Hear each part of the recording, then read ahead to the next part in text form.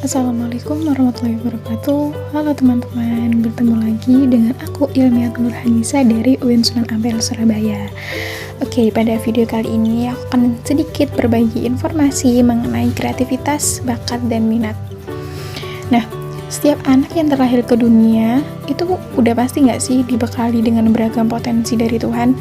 Dengan potensi yang dimilikinya, maka ia akan dapat berkembang sesuai dengan bakat yang dimilikinya. Bakat biasanya dibarengi atau bergandengan dengan minat.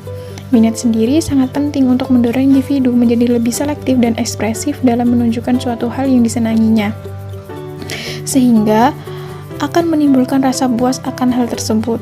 Bakat dan minat yang telah ditemukan lalu kemudian teraktualisasi dengan baik akan semakin menemukan momentum dalam mengantarkan kesuksesan, manakala diikuti dengan kemampuan membangun kreativitas diri. Nah, lalu bagaimana kita dapat membangun ketiga hal tersebut dalam diri kita? Oke, sebelum itu, yuk kenali definisi dari kreativitas, bakat, dan minat pada penjelasan berikut ini. Happy watching! Definisi kreativitas. Kreativitas adalah suatu kemampuan umum untuk menciptakan sesuatu yang baru atau ide baru dengan proses yang menuntut keseimbangan dan aplikasi dari ketiga aspek esensial, yaitu kecerdasan analis, kreatif, dan praktis.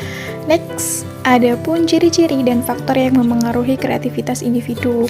Yang pertama, ciri-ciri individu kreatif diantaranya yaitu memiliki kemampuan berpikir lancar, kemampuan berpikir luas atau fleksibel, kemampuan berpikir orisinal, kemampuan menilai, kemampuan memperinci, dan sifat menghargai. Oke, selanjutnya faktor yang mempengaruhi diantaranya ada jenis kelamin, status sosial ekonomi, intelijensi, keluarga, keterbukaan terhadap rangsangan kebudayaan, faktor interaksi antara pribadi-pribadi, dan faktor insentif penghargaan atau hadiah. Selanjutnya yaitu definisi bakat. Bakat merupakan suatu kemampuan yang dimiliki oleh seseorang di mana kemampuan tersebut sudah melekat dalam dirinya dan dapat digunakan untuk melakukan hal-hal tertentu dengan lebih cepat dan lebih baik dibandingkan dengan orang biasa. Bakat itu bermacam-macam jenisnya, ada yang memiliki bakat dalam seni musik, seni bela diri, pembawa acara, olahraga, akting, dan lain sebagainya. Namun, terkadang tidak semua bakat dapat teridentifikasi karena kurangnya kesadaran akan bakat yang dimilikinya. Selain itu, juga tidak terfasilitasinya kebutuhan akan wadah bakat tersebut, sehingga tidak semua bakat dapat tersalurkan dengan baik dan maksimal.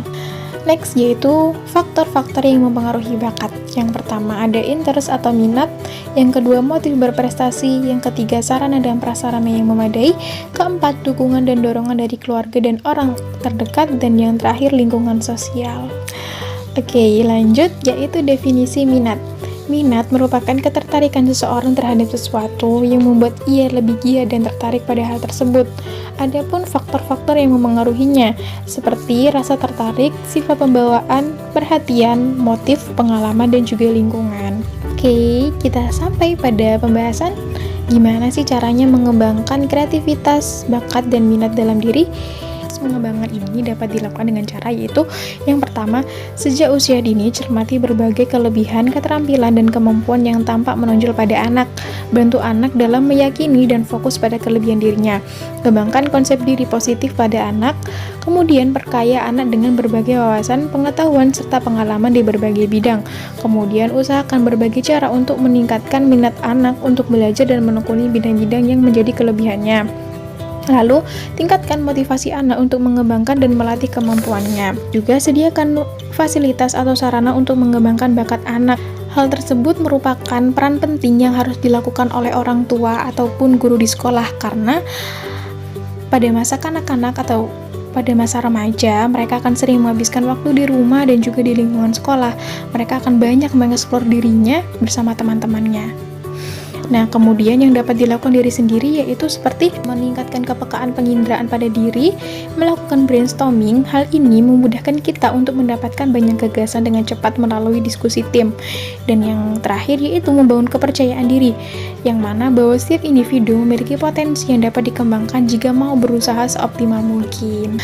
Oke, kiranya itu sedikit informasi yang dapat aku bagikan pada video kali ini. Kurang lebihnya aku mohon maaf. Semoga bermanfaat. Wassalamualaikum warahmatullahi wabarakatuh.